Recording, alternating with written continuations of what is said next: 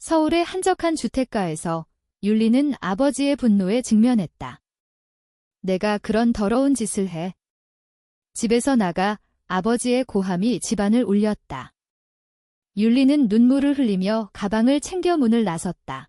그날 밤 비가 쏟아지는 거리로 내몰린 채로. 그녀는 25살, 평범한 회사원이었다. 대학을 졸업한 후 안정적인 직장을 구해 부모님의 기대를 저버리지 않으려 애썼다. 하지만 그녀의 비밀은 점점 무거워졌다. 율리는 여성과 사랑에 빠지는 자신을 숨겨왔다. 사회의 시선, 가족의 전통적인 가치관이 그녀를 옥죄었다. 왜 나만 이렇게 태어났을까? 그녀는 수없이 자문했다. 비가 내리는 거리에서 율리는 우산도 없이 걸었다. 추위가 뼈를 파고들었다. 그녀의 마음은 더 추웠다. 아버지는 그녀의 일기를 발견하고 폭발했다. 그 일기에는 유나에 대한 감정이 적혀 있었다. 유나는 대학 동아리에서 만난 선배, 26살의 그래픽 디자이너였다. 그들은 처음 만난 순간부터 끌렸다. 대화가 통하고 웃음이 비슷했다. 하지만 율리는 그 감정을 억눌렀다. 이건 잘못된 거야.의 그녀는 자신을 탓했다. 그날 밤, 율리는 윤하에게 전화를 걸었다. 하 언니, 나의 집에서 쫓겨났어. 목소리가 떨렸다. 윤하는 놀라서 물었다. 뭐? 왜? 어디야 지금? 율리는 지친 목소리로 상황을 설명했다. 윤하는 즉시 말했다. 내 집으로 와. 주소 보낼게. 율리는 택시를 타고 윤하의 아파트로 향했다. 문을 열자 윤하가 따뜻한 포옹으로 맞이했다. 괜찮아, 리나. 여기 있어. 그 순간 율린의 눈물이 터졌다. 다음 날 아침, 율리는 윤하의 소파에서 깨어났다. 커피 향이 퍼졌다. 윤하는 아침을 준비하며 물었다. 어제 무슨 일 있었어? 자세히 말해봐. 율리는 망설이다 털어놓았다. 아버지가 그녀의 성적 지향을 알게 됐고 받아들이지 못했다. 아빠는 나를 이해 못해. 전통적인 가정을 원하시니까. 윤하는 조용히 듣다가 말했다. 나도 비슷한 경험이 있었어. 부모님께 커밍아웃 했을 때 엄마가 울었어. 하지만 시간이 지나면서 받아들였어. 율리는 놀랐다. 윤하도 레즈비언이었다. 그 사실이 그녀를 안심시켰다. 두 사람은 그날 많은 이야기를 나눴다. 율리는 자신의 어린 시절을 회상했다. 엄격한 아버지 밑에서 자랐고 항상 완벽한 딸이 되려 노력했다. 하지만 고등학교 때부터 여성 친구에게 특별한 감정을 느꼈다. 그걸 숨기며 살아왔다. 윤하는 자신의 이야기를 공유했다. 나는 20살 때 처음 깨달았어. 친구와 키스한 후로. 그 후로 솔직하게 살기로 했어. 그녀의 말은 율린에게 용기를 줬다. 하지만 현실은 녹록지 않았다. 율리는 직장에서의 압박을 느꼈다. 동료들의 수군거림, 사회의 편견. 레즈비언은 정상 아니야 라는 말들이 머릿속을 맴돌았다. 그녀는 윤하와의 관계를 어떻게 발전시킬지 고민했다. 우리가 함께하면 더 힘들어질까? 율리는 생각했다. 윤하는 말했다. 함께라면 이겨낼 수 있어? 하지만 내가 준비될 때까지 기다릴게. 그 주말, 율리는 가족에게 연락했다. 어머니는 울면서 말했다. 아빠가 화가 많이 나셨어. 하지만 내가 걱정돼. 율리는 어머니의 목소리에 가슴이 아팠다. 아버지는 전화를 받지 않았다. 그녀는 가족의 갈등을 느꼈다. 전통적인 한국 사회에서 동성애는 여전히 금기시됐다. 그녀의 선택은 가족을 분열시킬 수 있었다. 윤하와의 만남은 점점 깊어졌다. 그들은 함께 산책하고 영화를 봤다. 하지만 율린의 마음속에는 죄책감이 남아있었다. 이게 옳은 걸까? 그녀는 밤마다 고민했다. 윤하는 그런 그녀를 안아주며 말했다. 사랑은 잘못된 게 아니야. 우리가 행복하면 돼. 율린과 윤하의 관계는 빠르게 발전했다. 그들은 매일 만나며 서로를 알아갔다. 율린은 윤하의 아파트에서 지내기로 했다. 여기서 함께 살면 어때? 윤하의 제안에 율린은 고개를 끄덕였다. 하지만 마음속 불안은 사라지지 않았다. 직장에서 율린은 동료의 시선을 느꼈다. 한 번은 상사가 물었다. 요즘 남자친구는 어때? 율린은 어색하게 웃으며 없어요 라고 대답했다. 하지만 속으로는 윤하를 생각했다. 사회의 기대가 그녀를 압박했다. 정상적인 삶을 살아야 해 그녀는 자신을 다그쳤다. 윤하는 프리랜서 디자이너로 자유로운 삶을 살았다. 그녀는 율린에게 말했다. 너도 내 감정을 자유롭게 표현해봐. 숨기지 마. 하지만 율린은 두려웠다. 가족의 반대, 친구들의 이별. 그녀는 과거의 트라우마를 떠올렸다. 고등학교 때 좋아하던 여자친구를 고백했다가 거절당한 적이 있었다. 그 후로 그녀는 더 깊이 숨겼다. 어느 날 율린의 어머니가 찾아왔다. 리나, 집으로 돌아와. 아빠가 후회하신데 어머니의 눈에는 눈물이 고였다. 율린은 망설였다. 엄마, 나 윤하 언니와 함께 살아. 어머니는 놀라 물었다. 윤하. 그게 무슨 소리야? 율린은 용기를 내 커밍아웃했다. 어머니는 충격받아 자리를 떴다. 그날 밤 율린은 울었다. 왜 이렇게 힘들어야 해? 윤하가 위로했다. 가족은 시간이 필요해. 나도 그랬어. 하지만 율린의 마음은 복잡했다. 그녀는 윤하와의 사랑을 포기할까 고민했다. 가족을 위해 희생해야 할까? 도덕적 딜레마가 그녀를 괴롭혔다. 사회의 정형화된 역할, 여성으로서의 기대. 그녀는 그 모든 것과 싸워야 했다. 그 주에 두 사람은 여행을 갔다. 부산으로 가는 기차에서 그들은 손을 잡았다. 바다가 보이는 호텔에서 깊은 대화를 나눴다. 윤하는 자신의 과거를 털어놓았다. 나는 22살 때 부모님께 말했어. 처음엔 반대했지만 이제는 받아들여. 율린은 부러웠다.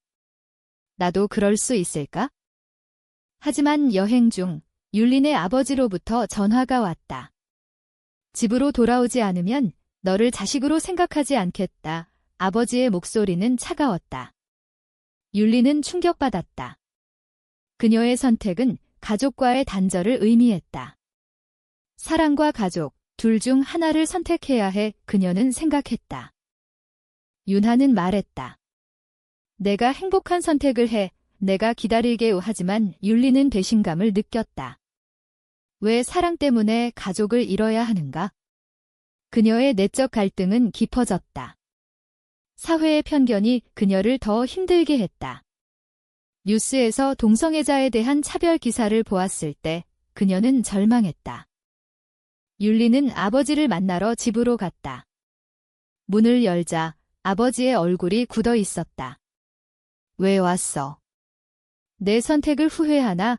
아버지의 말에 율린은 대답했다. 아빠, 나를 이해해 주세요. 나는 여성을 사랑해요. 아버지는 화를 냈다. 그건 병이야. 정상적으로 살아. 대화는 소용없었다. 율린은 집을 나서며 눈물을 흘렸다. 그 후 율린은 우울증에 빠졌다. 잠을 이루지 못하고 식욕이 없었다.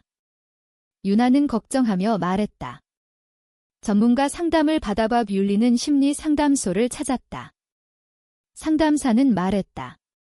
자신을 받아들이는 게 중요해. 가족의 반대는 흔한 일이야. 그 말은 그녀에게 위로가 됐다. 하지만 사회의 압력은 계속됐다. 직장에서 동료가 그녀의 관계를 알게 됐다. 수군거림이 시작됐다. 율린 씨, 레즈비언인가 봐. 그녀는 고립감을 느꼈다. 친구들도 멀어졌다. 한 친구는 말했다. 미안, 이해 못해. 배신감이 그녀를 아프게 했다. 윤하는 자신의 가족을 소개했다. 윤하의 어머니는 따뜻하게 맞이했다. 리나, 우리 집에 와서 살아. 그 친절함에 율리는 감동했다. 하지만 자신의 가족과 비교하며 슬펐다. 왜 우리 가족은 안 될까? 고조되는 갈등 속 율리는 윤하와의 관계를 시험받았다. 윤하의 전 여자친구가 나타났다. 하야, 나 돌아왔어. 그 여자는 윤하를 유혹했다. 율리는 질투와 불안을 느꼈다. 하 언니, 그녀와 무슨 관계야? 윤하는 설명했다. 과거야. 이제 너만 있어. 하지만 율린의 마음은 흔들렸다. 그 사건은 두 사람의 관계에 균열을 냈다. 율리는 윤하를 의심했다. 너도 날 버릴까? 내적 충돌이 커졌다. 그녀는 선택의 기로에 섰다. 사랑을 포기하고 가족으로 돌아갈까? 아니면 싸워나갈까? 사회적 이슈가 트리거됐다. 서울에서 LGBT 시위가 열렸다. 율리는 윤하와 함께 참가했다. 그곳에서 비슷한 사람들을 만났다. 너희도 힘들었구나. 공감이 그녀를 강하게 만들었다. 하지만 시위 후 반대자들이 공격했다. 비정상들, 외침이 들렸다. 율리는 두려웠다. 율리는 소셜미디어에 자신의 이야기를 올렸다. 나는 레즈비언입니다. 사랑은 자유로워야 해요. 게시물은 빠르게 퍼졌다. 지지 댓글도 있었지만 악플도 쏟아졌다. 역겹다. 정신 차려. 그녀는 상처받았다. 하지만 윤하는 말했다. 자랑스러워. 내가 강해졌어. 가족의 반응은 극심했다. 아버지는 연락을 끊었다. 어머니는 몰래 만나며 말했다. 아빠가 아프셔. 시간을 줘. 율리는 죄책감을 느꼈다. 그녀의 선택이 가족을 해쳤다. 도덕적 딜레마가 다시 고개를 들었다. 내 행복이 가족의 불행을 초래하나? 직장에서 해고 위기가 왔다. 상사가 말했다. 이미지가 중요해. 사직 썼어. 율리는 충격받았다. 차별이었다. 그녀는 법적 대응을 고려했다. 변호사를 만났다. 이건 인권 침해야. 싸움은 시작됐다. 윤하와의 관계는 더 깊어졌다. 그들은 함께 어려움을 이겨냈다. 하지만 율린의 마음속에는 여전히 갈등이 있었다. 이 사랑이 가치가 있을까? 그녀는 밤마다 생각했다. 윤하는 그런 그녀를 안심시켰다. 우리는 함께 할 거야. 어느 날 아버지가 병원에 입원했다. 스트레스로 인한 심장 문제. 어머니가 말했다. 내 탓이야. 율리는 충격받아 병원으로 달려갔다. 아버지는 약해진 목소리로 말했다. 내가 왜 그래야 해? 율리는 울며 대답했다. 아빠, 나를 사랑해주세요. 그 순간 아버지의 눈에 눈물이 고였다. 회복 중 아버지는 천천히 변했다. 책을 읽고 상담을 받았다. 내가 잘못 생각했어. 그는 말했다. 율리는 기뻤지만 상처는 남아 있었다. 용서의 과정은 길었다. 사회적 압력은 여전했다. 친구들의 배신, 이웃의 시선. 하지만 율리는 강해졌다. 그녀는 LGBT 커뮤니티에서 활동했다. 스피치를 했다. 우리 사랑은 정당해요. 청중의 박수가 그녀를 지지했다. 최고조의 긴장감 속 율리는 윤하와의 미래를 고민했다. 결혼할까? 한국에서 동성 결혼은 불법이었다. 그들은 해외 결혼을 고려했다. 하지만 가족의 반대가 문제였다. 아버지는 여전히 완전히 받아들이지 않았다. 사회가 안 돼. 율리는 아버지와 깊은 대화를 나눴다. 아빠, 왜 안 돼요? 사랑인데 아버지는 과거를 회상했다. 내 세대에선 상상도 못해. 하지만 율린의 눈물에 마음이 움직였다. 내 행복이 중요해. 그는 마침내 말했다. 윤하의 가족도 지지했다.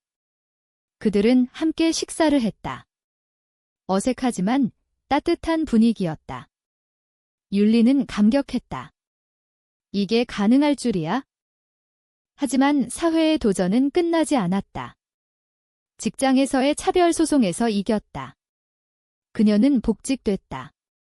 그 승리는 다른 사람들에게 희망이 됐다. 뉴스에 나왔다. 레즈비언 여성, 차별 소송 승소. 두 사람은 함께 새로운 삶을 꾸렸다. 아파트를 사고 일상을 공유했다. 하지만 율린의 마음속에는 여전히 질문이 있었다. 이 모든 고통이 같이 있었을까? 이야기의 끝에서 율린은 깨달았다.